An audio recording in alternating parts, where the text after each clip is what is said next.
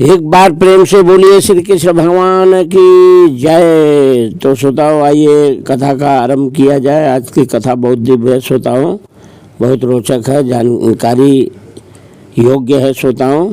तो प्रश्न है श्रोताओं कि जहाँ पर महाभारत का युद्ध हुआ था उसे धर्म क्षेत्र कुरुक्षेत्र क्यों कहा गया।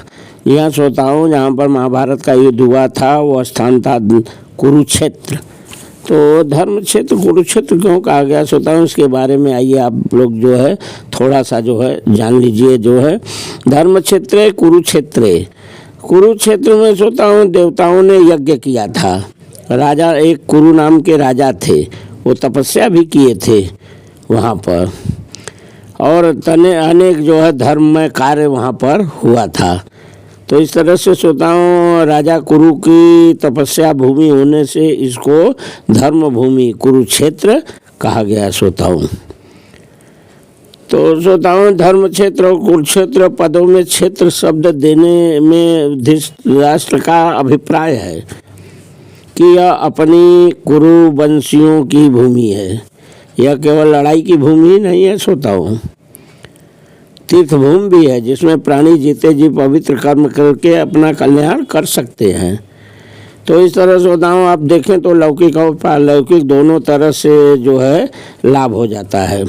ऐसा विचार करके जो है श्रेष्ठ पुरुषों की सम्मति लेकर ही युद्ध के लिए इस भूमि को चुना गया था श्रोताओं समय।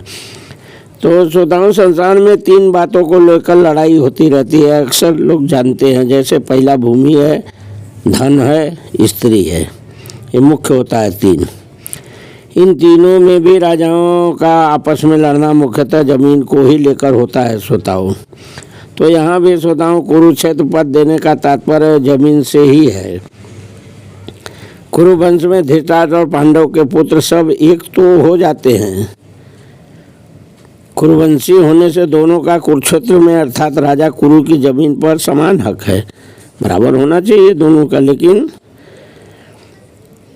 कौरवों द्वारा पांडवों को उनकी जमीन न देने के कारण श्रोताओं दोनों जमीन के लिए लड़ाई करने आए। यद्यपि अपनी भूमि न होने के कारण दोनों के लिए कुरुक्षेत्र पद देना युक्ति संगत न्याय संगत है।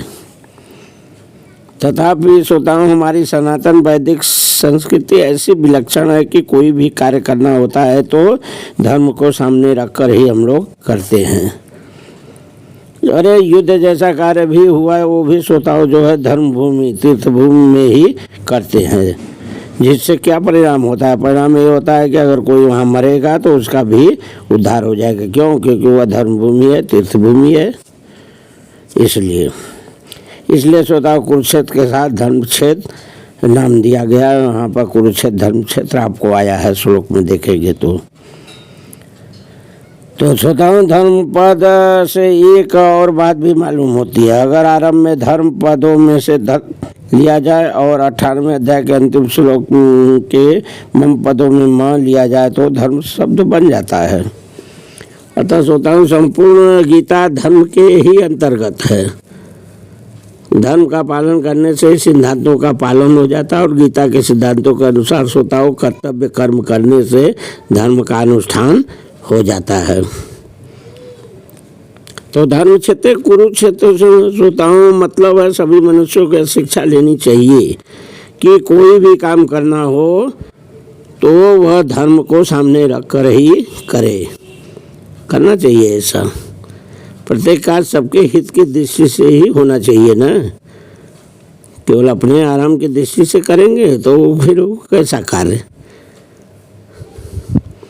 तो इसलिए श्रोताओं कर्तव्य और अकर्तव्य के विषय में शास्त्रों को सामने रखना चाहिए। ये प्रमाण है श्रोताओं गीता 16वें अध्याय का 24वां श्लोक।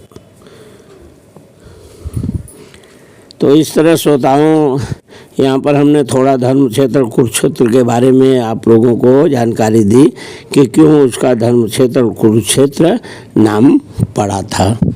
तो कथा समय का अभाव श्रोताओं यहीं पर समाप्त की जाती है। एक बार प्रेम से बोलिए श्री कृष्ण भगवान की जय।